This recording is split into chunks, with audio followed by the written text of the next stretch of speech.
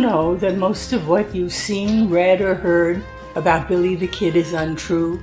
My name is Gale Cooper. I'm a medical doctor and forensic psychiatrist. My specialty is murder case consultation for the defense.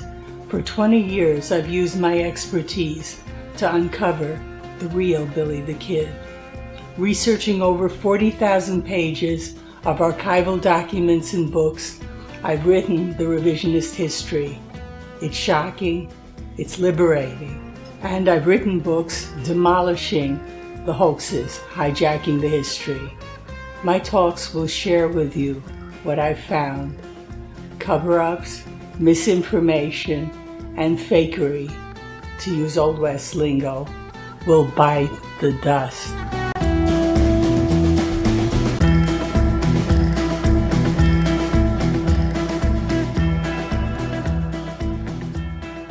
This talk continues my revisionist history of the Lincoln County War. It's covered in talks 12 to 17. The information is from my book, The Santa Fe Ring versus Billy the Kid, The Making of an American Monster. I also brought the Lincoln County War to life in my docufiction novel, Billy and Paulita. One of America's great freedom fights has gone unsung, though its name appears in Billy the Kid history books. It's the Lincoln County War of 1878.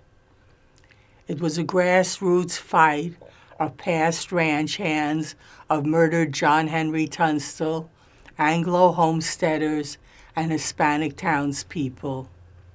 It only makes sense if you add in their adversary and the precipitant, the corrupt political cabal of the Santa Fe Ring.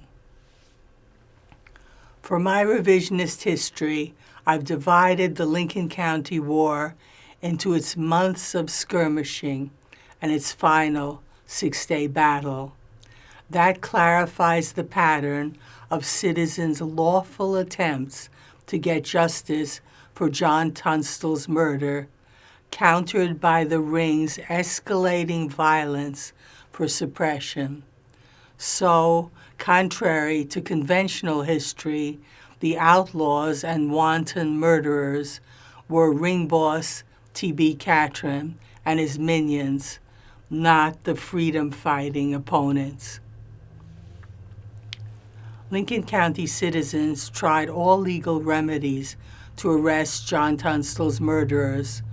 All were blocked by Catron's lackey, Ringite Governor S.B. Axtell. To shield the murderers from arrest, Axtell's illegal proclamation removed their justice of the peace and outlawed his deputizings. Axtell also made Lincoln Sheriff William Brady the sole law enforcer. Everyone knew Brady was responsible for Tunstall's murder and had shielded his hitmen. There were just two possible responses: surrender or opposition. The people chose the latter. When did the Lincoln County War start? Billy Bonney likely reflected contemporary consensus in his March 13, 1879 letter to new Governor Lew Wallace when he began his pardon request. He wrote, "I have indictments against me for things that happened in the late Lincoln County War." Those indictments, considered by Billy in the war, were for the April of 1878 regulator killings of Tunstall's murderers, William Brady, George Hindman, and Andrew Buckshot Roberts. And the obvious precipitant of the war was Tunstall's Ring murder. As to their adversaries, Billy cites the Ring in his July 13, 1878 regulator manifesto, stating, "Mr. Walsh, sir, we're all aware that your brother-in-law T.B. Catron sustains the Murphy-Kinney party," close quote. And everyone would have dated the war's end to the Battle of July 14th to 19th with the McSween's defeat. As to deaths in the Lincoln County War, Billy gave a cheeky response for an April 3, 1881, Santa Fe Daily New Mexican article titled Something About the Kid.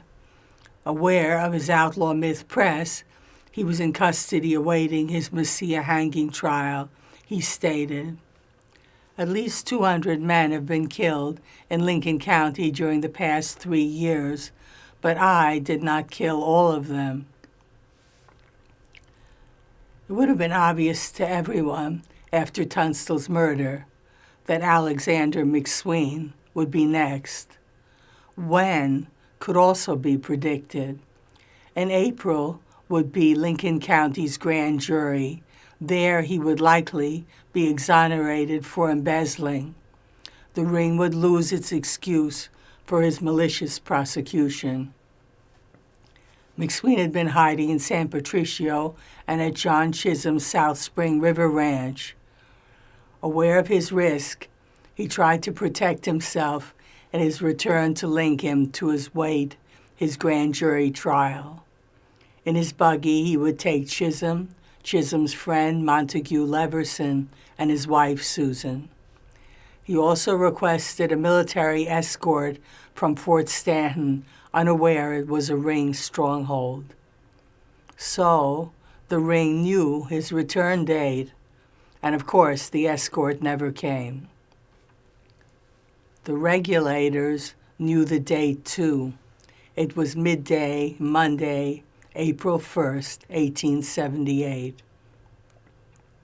Ring-eyed Sheriff Brady knew the date too. It was the day he had to murder McSween. The morning of April 1st, the regulators secretly gathered in the Tunstall store's corral behind its adobe wall with its gate. They faced Lincoln's single street. The men had carbines. Billy had only a revolver. The regulators saw Brady walking Lincoln's single street eastward, brandishing Billy's confiscated Winchester .73 carbine. It was the direction at which McSween would arrive. With Brady were his armed deputies George Hinman, Jacob Basil, Billy Matthews, George Pepin, and Jack Long.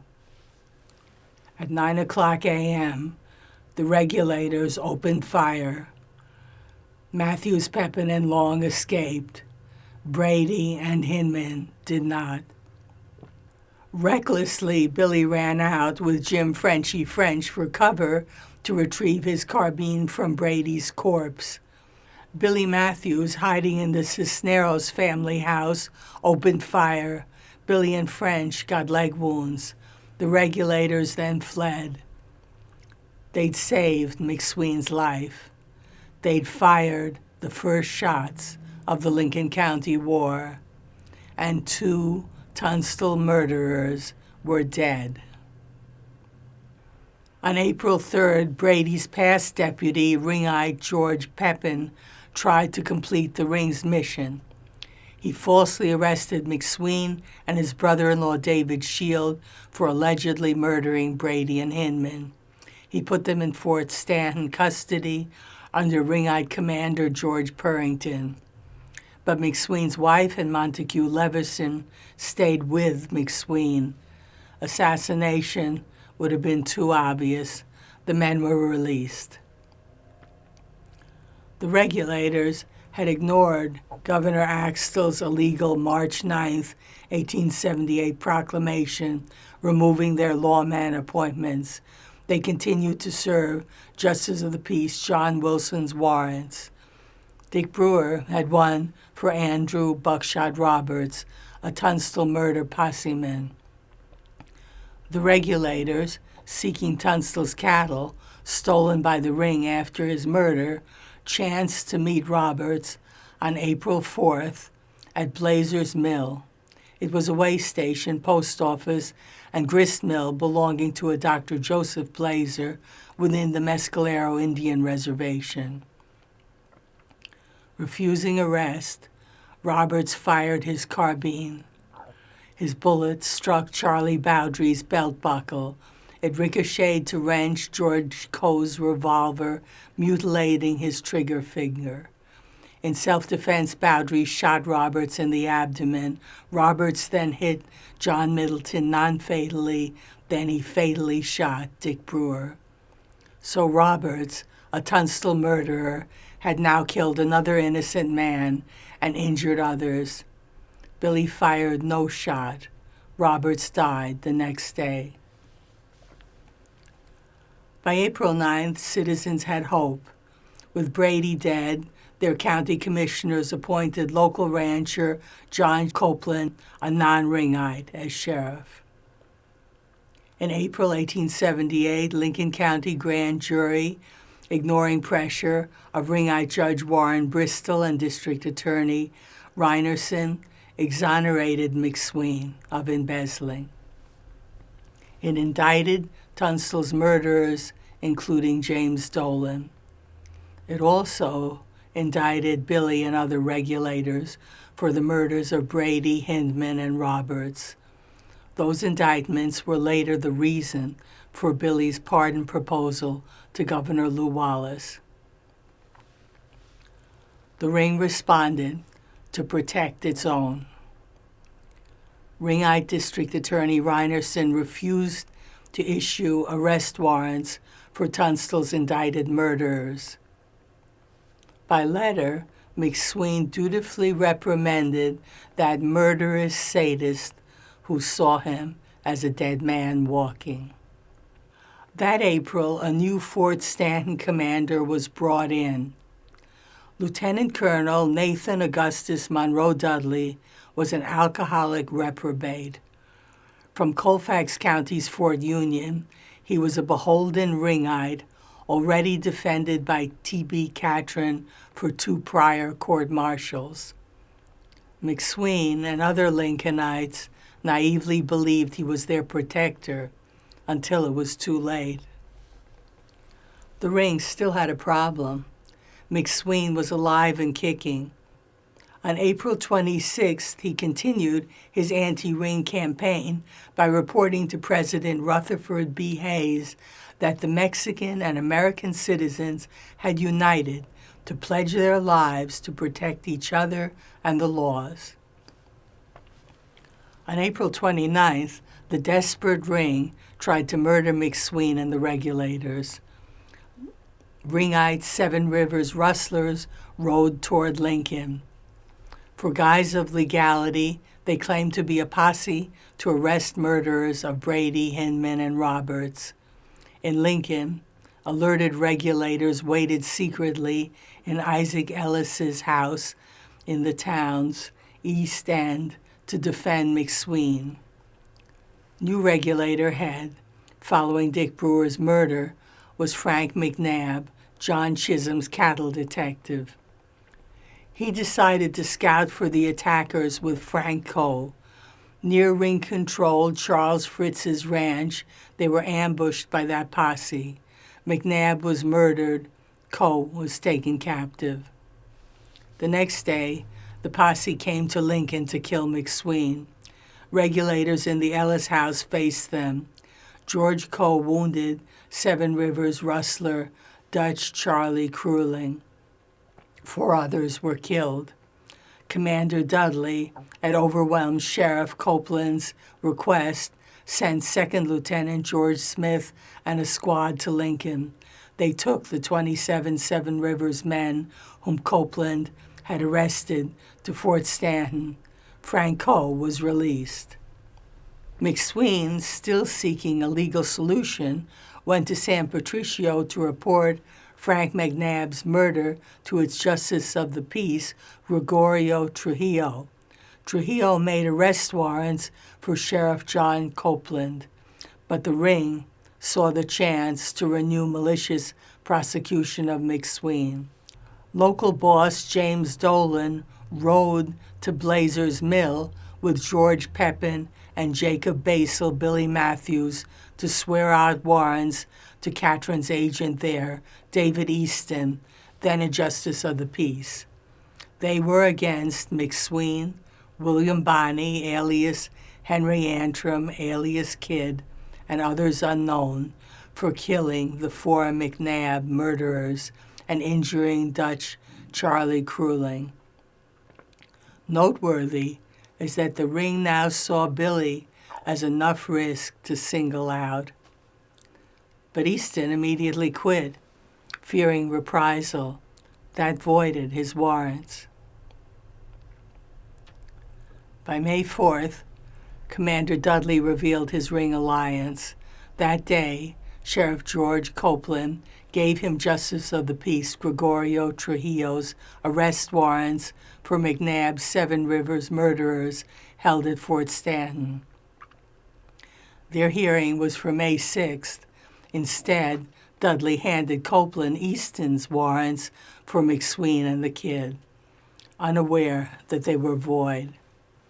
He ordered troops to take Copeland to San Patricio and force his arrest of them.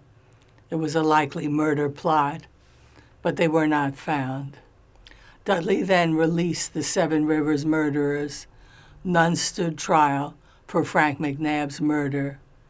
They became Sheriff George Pepin's murderous posse by that July's Lincoln County War battle. On May 19th, the ring unfurled its usual outlaw myth to set up military intervention. House partner and Catherine's cattle agent, John Riley, sent Commander Dudley a staged letter lying that the regulators had stolen 2,000 of Catherine's Pecos cow camp cattle and had murdered one of his men there. Riley claimed that the recovered cattle were then taken to Catherine's Carrizozo Ranch.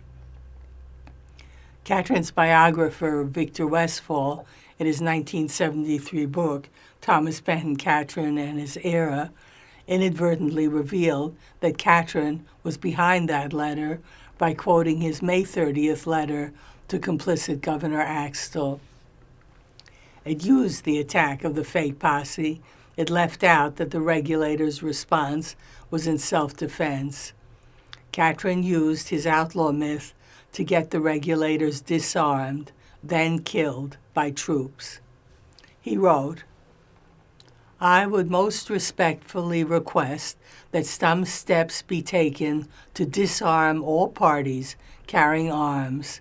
I am informed that the Sheriff, John Copeland, keeps with his deputies large posses armed, who are one of the factions only, and who take occasion at all time to kill persons and take the property of the other faction whenever they get an opportunity. There is no power, from what I can learn, that can keep the peace in that county except the military." Unaware of impending doom, Lincolnites got false hope from the May 4th arrival of an investigator from the Hayes administration, attorney Frank Warner Angel. They were unaware that ring-backing Hayes was scrambling to avoid an international incident with British Ambassador Edward Thornton after Tunstall's murder by public officials. By June 8th, Billy would risk his life to come to Lincoln to give Angel his deposition on Tunstall's murder. It's presented in Talk 8th. On May 28th, Governor S.B. Axtell issued his second improper proclamation to stomp Lincoln County's opposition. He removed neutral Sheriff John Copeland, in office just 49 days, with excuse of his not filing his tax collector bond on time.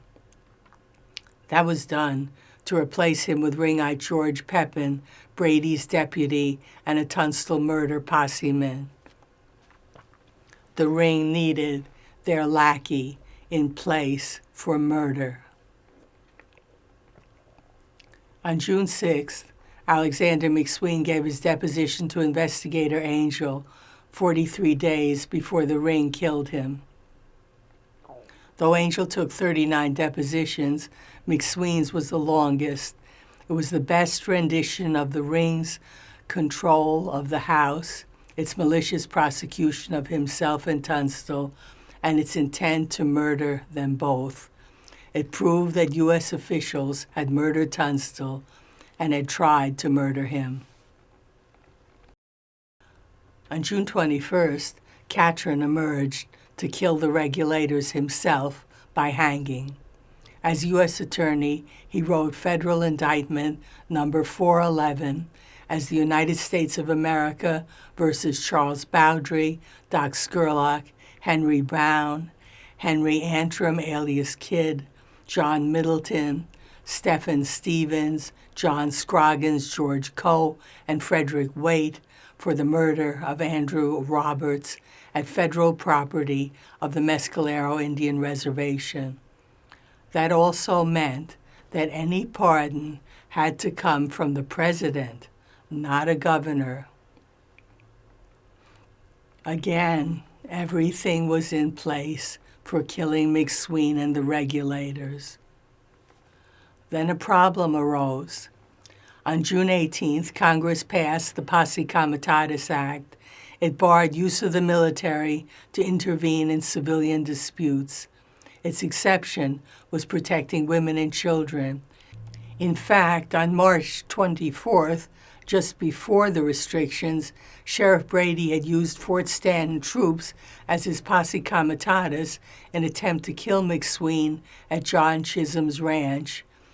And the Ring had already used troops as potential killers in the legislature revolt of 1872 and in the Colfax County War in 1875 and 1876.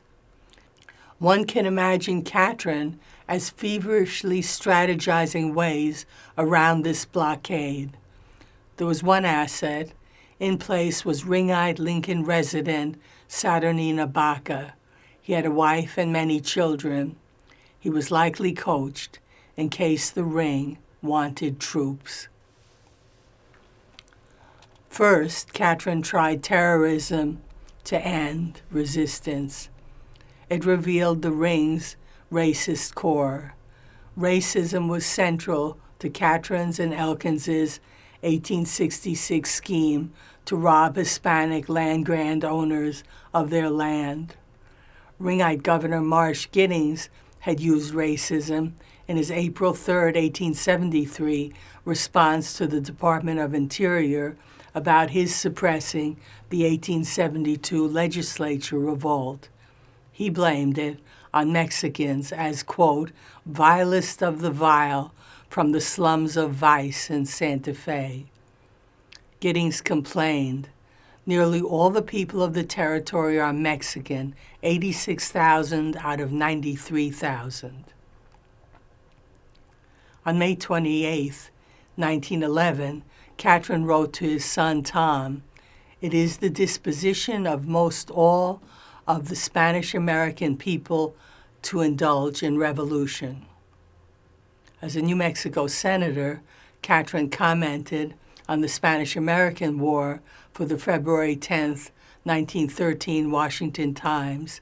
He stated, "Mexicans were perfectly equal to starting 5 revolutions in 5 days."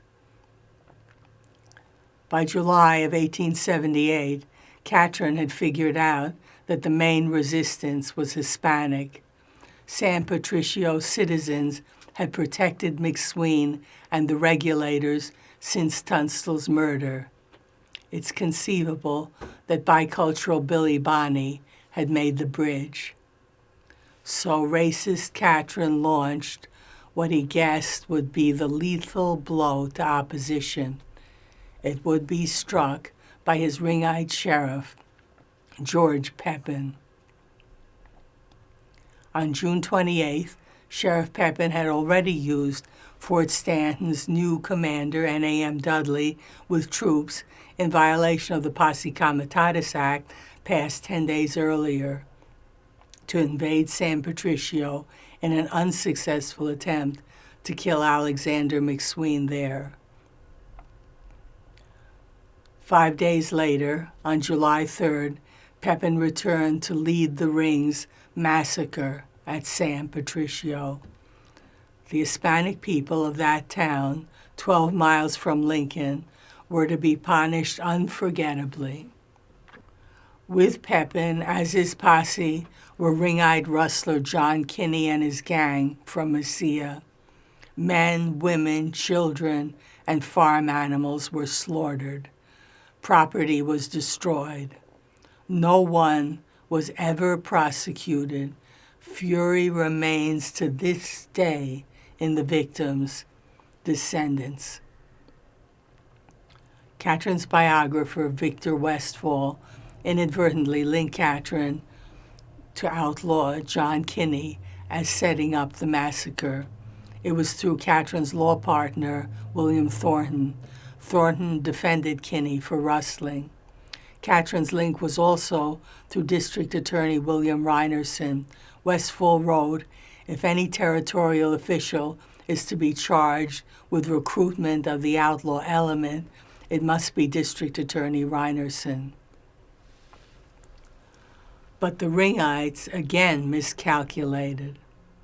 Instead of causing withdrawal, the massacre at San Patricio guaranteed fighters, and it may have set the date, just 11 days later. Most of Alexander McSween's 60 men in the upcoming Lincoln County War battle were from San Patricio and Hispanic Picacho. These fighters made that battle the territory's biggest Hispanic anti-ring uprising.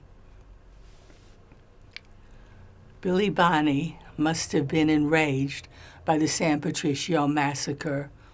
On July 13th, 10 days after it, he challenged the ring in what I named the Regulator Manifesto. Knowing that McSween planned to take a stand at Lincoln the next day, he wrote its anti-ring declaration. It's signed only Regulator. It's discussed in Talk 5. To T.B. Catherine's brother-in-law, it's stated in part, we're all aware that your brother-in-law, T.B. Catherine, sustains the Murphy-Kinney party. Steal from the poorest or richest American or Mexican, and the full measure of the injury you do shall be visited upon the property of Mr. Catherine. This murderous band is harbored by you as your guest, and with the consent of Catherine occupies your property. Ring boss, T.B. Catherine, had taken a tremendous risk of exposing himself and his ring in his determination to crush Lincoln County's rebellion. Even teenage ranch hand Billy Bonney knew about him and his criminal party. But conscienceless, megalomaniacal, and now maddened by bloodlust revenge, Catherine refused to stop. Catastrophe hung over the freedom fighters. Catastrophe also hung over Catherine and his ring. The Lincoln County War battle will be discussed in a talk of its own.